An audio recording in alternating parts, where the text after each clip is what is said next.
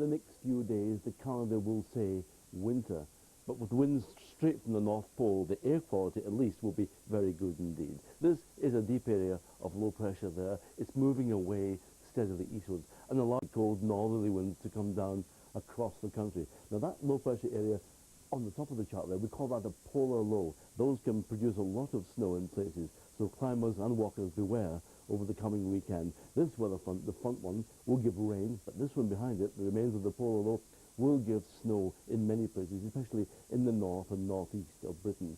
Then on Sunday, the high pressure pushing in from the west, the low pressure moving away. It does look as if the showers will come rather fewer, but there'll be all of snow by that time too. And there'll be widespread frost Sunday, Monday and Tuesday. Plenty of showers about at the moment. Most of those showers, though, are rain, and there's a more persistent band of rain coming down across the country. You can just see it there. Some of these showers behind it over central Scotland have already turned to heavy snow. And the computer keeps that process going. It brings snow gradually southwards across many northern and eastern and western parts of the country. Many central areas missing most of the showers. Even there, though, by the end of tomorrow, some showers coming down, some snow showers coming down into the Midlands. A bitterly cold night in the north, and that severe frost with that wind over central Scotland. They're above freezing, but pretty cold and windy in the south too. And that's tomorrow's chart.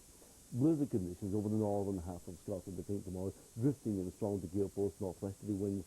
Snow showers moving into southeast Scotland, the Yorkshire moors there, the Lincolnshire wolds. Eventually those snow showers getting down to coastal parts of Norfolk too. Showers in Snowdonia, showers in northwestern parts of Ireland and over the west country moors there, but rain showers at low levels down there. Southwest Scotland, the Midlands, northwest England, central Scotland, southeast England, very few in the way of showers, but a pretty windy and a pretty cold day just about everywhere. And more showers and sunshine, we think, on the following day.